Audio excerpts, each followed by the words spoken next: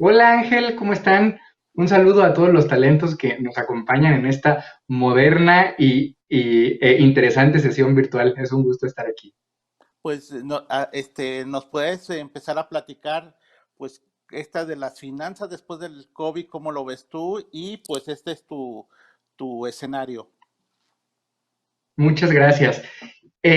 Bueno, pues antes que nada, bienvenidos a mi recámara en esta ocasión. Pues bueno, es una sesión un tanto divertida porque, pues bueno, es algo que no nos esperábamos. Hoy teníamos ya agendadas nuestras sesiones y tal. Y sin lugar a dudas, pues bueno, este tema del coronavirus o el COVID-19 ha cambiado y ha de alguna manera, pues construido o deconstruido todo lo que nosotros nos imaginábamos que iba a ser el mundo, ¿no? Éramos buenos cuates, Ángel, ahora ya quién sabe, ¿no? Ya no se sabe qué vaya a pasar porque muchas de las estructuras han cambiado.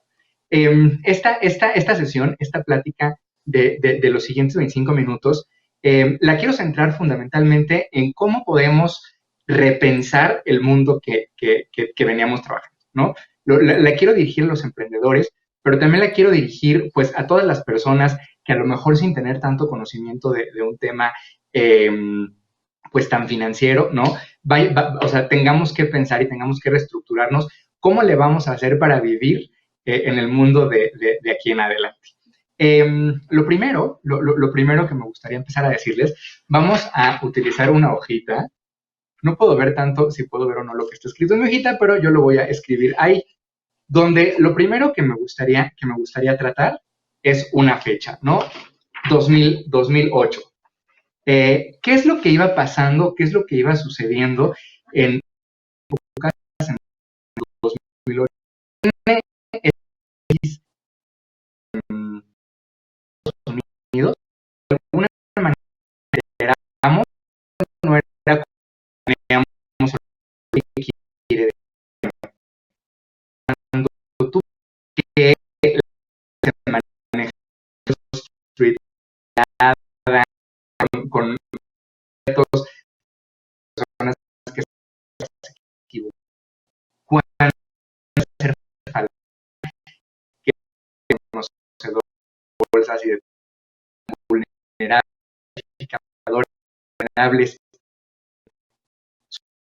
tú, y vino aquí vertían accionarse este tipo de estaban con nosotros específicas personas que, como si todos los días, ¿no? Que tenían sus oficinas, pues no en las avenidas más grandes de Nueva York, sino pues a lo mejor pues en sus garages. Y a partir de ahí surge pues el movimiento emprendedor. Eh, Vamos a apuntarlo en nuestra hojita de conceptos, ¿vale? El movimiento emprendedor no es otra cosa, sino precisamente esta afrenta al statu quo, o sea, esta afrenta a lo que ya se hacía para decir se puede hacer diferente, ¿no? Y hoy por hoy los grandes capitales y tal pueden empezar a creer en estos jóvenes, en estas personas de un perfil un tanto diferente para hacer sus cosas, para desarrollar proyectos, etcétera, etcétera, etcétera. Al cambiar la tesis de inversión, al empezar a invertir más en estos perfiles, pues bueno, surge toda una industria que es la industria de la cual hoy además forma parte Talentland, que se vuelven, bueno, pues estos gigantes, estos unicornios que les llaman, a las grandes empresas que motivadas por estas, pues bueno, temas de aumento de capitales y tal, eh, logran crecer mucho, logran conquistar a muchos usuarios y logran entender muchas cosas que las empresas convencionales no existían. Son estas empresas de chamaquitos, de emprendedores, las que ponen en el centro de todo a los usuarios, las que desarrollan toda una serie de hipótesis, teorías y metodologías para entender cómo diseñar procesos para que fueran muy eficientes y tal, y ponen en jaque a los que no hacían eso, ¿no? Ponen en jaque a las empresas tradicionales que eran las que pues se conformaban con el statu quo, se conformaban con las credenciales académicas o con venir haciendo las cosas como se hacían tradicionalmente sin confiar tanto en los usuarios o en los procesos que ellos iban generando. Eh, Veíamos a partir de 2008 pues que la cosa iba a ser diferente. Veíamos que las reglas financieras iban a ser diferentes, veíamos también que había muchos componentes que iban pues a cambiar a la hora de hacer negocios. Vimos ejemplos de empresas que bajaban muchos millones y que pues sus negocios todavía estaban en fase prototipo, pero no sentíamos tan directamente el cambio, ¿no? Todavía hace 2 meses había muchas empresas que decían, híjole, esos chamaquitos, esos emprendedores que les gusta ir a trabajar con su perro a las oficinas, o esos emprendedores que no les gusta irse de traje, o etcétera, etcétera, pues como que todavía les teníamos un pelito de resentimiento. Y el COVID, el coronavirus, la crisis que hoy estamos enfrentando y que nos tiene aquí transmitiendo de manera remota, pues viene a romper por completo el molde y nos viene a decir esto que ya se venía gestando desde 2008, es inmediato y está sucediendo a partir de ya, ¿no? Y eso, pues bueno, nos pone a todos a temblar. ¿Por qué nos pone a temblar? Pues ahí te va. Primero que nada, por el tema de no pintó mi plumón rosa. Estoy usando estos plumones, que no sé si los conozcan, que están bien bonitos porque huelen, pero bueno, vamos a ponerlo con amarillo, ¿no? El tema de las relaciones humanas. Lo primero que cambia es cómo nos vamos a interrelacionar. Parecía muy evidente que el trabajo, que el llamado home office, ¿no? Iba cada vez más a entrar de moda, que cada vez más íbamos a necesitar de herramientas de trabajo remoto, las teleconferencias y estas cosas. Pues bueno, hoy eso de un día para el otro cambió y de un día para el otro nos obligan a llevar estas relaciones humanas de manera remota. Esto, por supuesto, que va a simbrar al mundo de las finanzas, porque pues ahora que regresemos hay que cuestionarnos varias cosas. Hay que cuestionarnos si queremos seguir trabajando, si queremos seguir pasando 2 horas en nuestro coche para ir a trabajar, o si queremos seguir teniendo las reglas de etiqueta que teníamos los que como yo somos usuarios del transporte público, ¿no? O si queríamos, o si queremos esa famosa frase de las juntas que debieron ser un mail, ¿no? Si efectivamente estamos en la disposición de cambiar estas maneras de hacer las cosas, porque sin lugar a dudas el tema de las relaciones humanas cambia. Y si cambian las relaciones humanas, pues imagínense lo que le va a pasar a la industria. Lo que vemos hoy en el tema de petróleo, algunos políticos piensan que es un tema, dirían ellos, de ocasión, ¿no? Un tema de coyuntura. La realidad es que yo no creo que sea un tema de coyuntura, yo creo que es un tema que si te vas más allá, es porque todos vamos a repensar de nuevo en el uso del coche y en el uso de este tipo de energías para transportarnos o para relacionarnos a partir del COVID. Eso por un lado. Por el otro lado, el sistema bancario y el sistema pues de préstamos y de todas estas cuestiones. ¿Qué va a pasar con este sistema bancario a la hora de que, por ejemplo, basándose ellos en tu historial crediticio, basándose en tu historial de salario, basándose en un montón de cosas, pues resulta que la gente ya ni tiene salario fijo, ni va a poder construir historial crediticio porque donde están empleados, pues ya no es, ¿no? Una fuente constante de información respecto a la salud financiera de un individuo. Esto suena trivial, pero es importantísimo.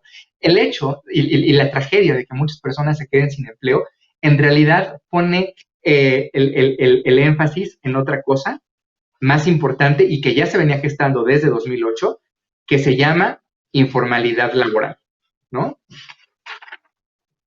La informalidad laboral. ¿Qué quiere decir este tema de la informalidad laboral? Bueno, pues algo tan sencillo como que siempre decíamos, claro, es que los jóvenes, las nuevas generaciones y tal, ya no vamos a tener pensión. Bueno, está bien que ya no tengas pensión. Eso era entre 2008 y la crisis. Ahora, después de la crisis, ya no es un tema de pensión. Ya es un tema, tampoco las instituciones financieras van a saber si prestarte o no, porque después de que salga esta etapa donde todos somos amiguitos y donde todos somos pues buena onda y le confiamos al compañero, ahora pues ya va a haber retos mucho más importantes al momento de otorgar préstamos. Y eso sin duda pues nos pone en una situación por decirlo menos, diferente, ¿no? Ahí te va. Si eres informal y entonces no puedes pedir prestado y además estás desempleado o estás pasando por procesos desempleados, pues entonces, ¿qué puedes hacer? La otra cosa que yo creo que va a pasar es un tema de solidaridad.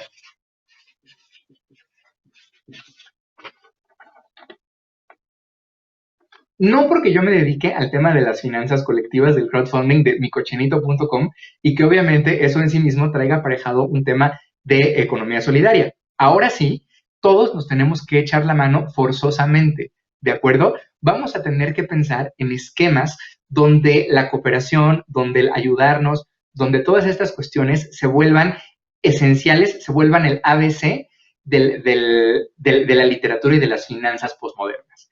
¿Qué quiero decir con las finanzas postmodernas? Les voy a contar una experiencia personal.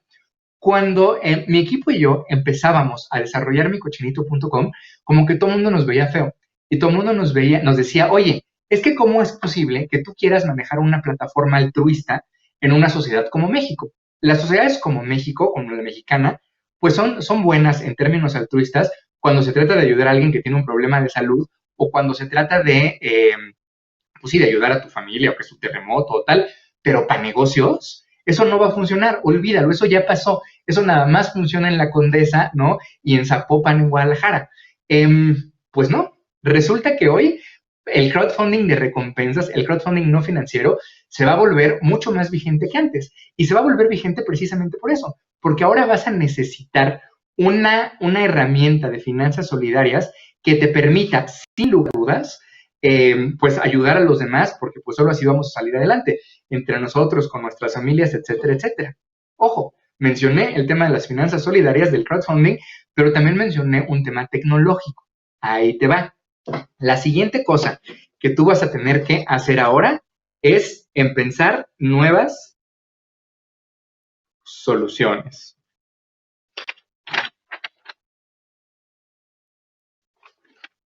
¿Cómo van a ser estas nuevas soluciones? Bueno, antes en las finanzas había básicamente de dos sopas. O prestabas o invertías. Le prestabas a una persona o invertías en un negocio. Pedías prestado para ti como persona o pedías prestado para tu negocio con ciertas características. Hoy, señores, la tecnología nos tiene que permitir hacer las cosas diferentes. Tenemos que inventarnos tandas cibernéticas, tenemos que inventarnos, obviamente, temas de financiación colectiva mucho más creativos, tenemos que inventarnos mecanismos de rendición de cuentas también, ¿no? En todos los aspectos, porque además tenemos que ser solidarios entre nosotros, porque viene un tema de finanzas muy importante, pero también viene un tema de gobierno muy interesante. ¿Qué es lo que le pasa al gobierno después de esta crisis? Que, ojo, no es nuevo, solo se aceleró el proceso. Desde 2008, la gente ya empezaba a tener cada vez menos confianza en sus gobiernos. Ahora, con la crisis, puede ser, no estoy diciendo que eso vaya a ser definitivo, pero existe la posibilidad de que esa desconfianza en los gobiernos se acrecente. Si se acrecenta, si cada vez crees menos en tu gobierno, incluso temas de impuestos van a tener que hacerse con herramientas tecnológicas que nos permitan garantizar la rendición de cuentas. Dicho de otro modo, nuevas soluciones. ¿Vamos bien? Entonces vas a tener que también trabajar en herramientas que no solo se les sirvan a ti, sino que les sirvan a tus gobernantes, a tus vecinos, etcétera, etcétera, para que eso sea. ¿Queda claro? Entonces, las finanzas, además de ser más solidarias y de estar pensadas como nuevas soluciones, pues van a enfrentar un reto adicional. Si no se te ocurre cuál es, ahí te va, ¿no? Nos toca el naranja. Las finanzas después del COVID, en mi opinión, van a tener que ser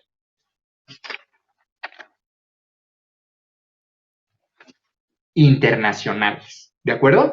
¿Qué quiere decir que las finanzas sean internacionales? No basta con que tú estés pensando en ofrecer soluciones de financiamiento, de crédito, de solidaridad, etcétera, etcétera, para tu país. Vas a tener que hacer las cosas pensadas para el mundo. Hoy por hoy nos quedó clarísimo que el mundo está sufriendo procesos de transformación bien grandes.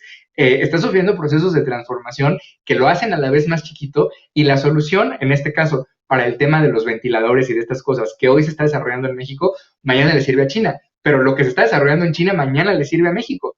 Entonces, eso, pues bueno, también tiene una connotación muy importante que tenemos que, sin lugar a dudas, pues trabajar y desarrollar todos para entenderle y para saber un poquito mejor qué es lo que va a suceder en este mundo tan interconectado. Tienes que pensar en cómo venderle a los chinos, tienes que pensar en cómo venderle a los estadounidenses, a los ingleses, a los brasileños. Esta característica de internacionalidad también tiene que cambiar. ¿De acuerdo? Dicho de otro modo, Estas finanzas después del COVID, sin lugar a dudas, nos van a retar a todos. Sin lugar a dudas, se van a volver un proceso muy importante de transformación, un proceso muy importante sobre todo de creatividad, de ver cómo le vamos a hacer para bancarizar, para ofrecerle soluciones, para financiar a todos estos emprendedores, a todos estos pues negocios, incluso diría yo hasta fondos de inversión que necesitan nuevas herramientas para poder llevar a cabo sus funciones. Eso, sin lugar a dudas, es un reto, sobre todo para los jóvenes, que son quienes de alguna manera se atreven o tienen todavía como a flor de piel el hecho de pensar diferente, ¿no? ¿Nos va a ir mejor o nos va a ir peor en términos financieros después del COVID? Yo lo que diría es, depende precisamente de nosotros. Y entre más joven, más depende de ti. Hoy leía noticias muy alentadoras. Leía que, por ejemplo, el e-commerce en México se espera un incremento del 60% para este año. El 60%. Cuando tú te metes a los canales de televisión y empiezas a ver pues que la economía va a decrecer, empiezas a ver como un montón de indicadores negativos, pues claro, para las empresas tradicionales y para las empresas que por supuesto que son la mayoría todavía en México, que venían haciendo las cosas como se hacían antes, pues claro que tienen que echar sus horas a remojar y claro que tienen que pensarlo. Pero si tú estás en la industria de e-commerce, pues te va a ir 60% mejor. Eso es muy importante, ¿no? Son datos de expansión que se publican en el portal Latin Trade en Miami. Otra noticia alentadora. En Chile, por ejemplo, Rappi y Corner Shop empiezan a contratar taxistas. O sea, negocios muy tradicionales que estas grandes empresas pues, los empiezan a contratar. Y aquí en términos de finanzas, pues, estamos hablando un poco de formalidad laboral y de un chorro de características, al menos de formalidad y de estructura en el ingreso, que se vuelve, bueno, pues una noticia alentadora porque ya se están haciendo las cosas de manera diferente, ¿no? Entonces, ¿cómo vas a financiar si tú eres un emprendedor hoy? ¿Cómo vas a financiar tu negocio? ¿Cómo vas a hacer que los fondos de inversión te crean? Si es que tú de alguna manera estás buscando capital, etcétera, etcétera, pues yo te diría con estas tres características, ¿no? Vas a tener que ofrecer, bueno, no tres, con estas 6 características. Vas a tener que ofrecerles un modelo de relaciones humanas interesante, que les satisfaga y que les haga sentido para los negocios tradicionales, modernos, etcétera. Vas a tener que pensar en un modelo informal. La informalidad solo se combate con honestidad. O sea, vas a tener que decirle a tus inversionistas que tus flujos de dinero todavía no están garantizados, pero que tienes una estrategia y que sabes cómo llevarla a cabo, que las métricas que ellos venían utilizando, pues tal vez no son las que van a primar en tu negocio, pero que sabes cómo ejecutar las nuevas métricas.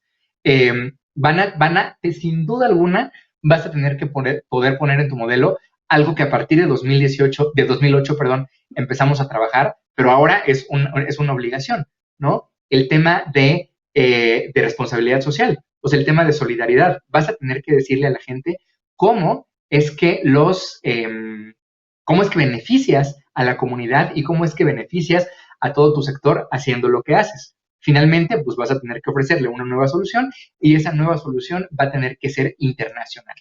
Eso es lo que yo creo que va a hacer que un inversionista se interese en ti. Si eres inversionista y estás escuchando esta conferencia, yo diría no te alarmes. Lo único que está pasando es que lo que iba a pasar ya de por sí, pero en un poquito de más tiempo, lo vamos a tener que resolver en el siguiente mes o en los siguientes 2 meses.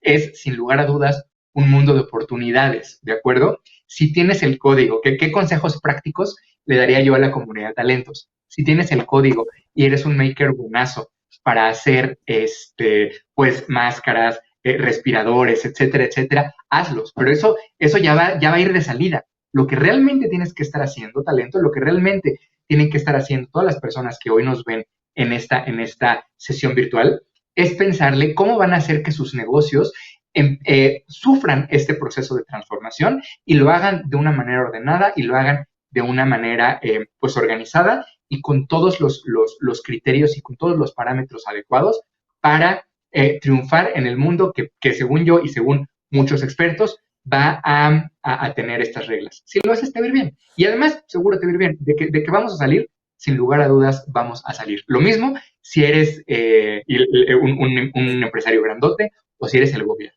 ¿no? ¿Cómo ves, Ángel? Ok, Federico, pues muy interesante todo lo que nos has comentado. Te agradezco esta enorme plática que nos estás dando. Ya así como para cerrar, ¿cuál sería tu reflexión? ¿Y dónde te pueden encontrar? ¿Cuáles son tus redes sociales? Y todo lo que puedas hacer más.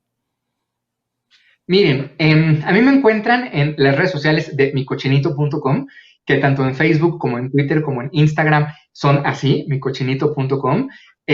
Así pónganle y así aparece. Yo personalmente, la red social que uso es Instagram y mi usuario es @fedearellano. También tengo un perfil de Facebook, pero pues me pueden contactar sobre todo por Instagram. Y el consejo que yo daría de cierre para todas las personas que nos están viendo en esta ocasión es un mensaje positivo y es un mensaje alentador. Nosotros, los de generación, ahora sí que de 2008 para acá, los que salimos al final de 2008 para acá, siempre hemos sabido qué es lo que teníamos que hacer.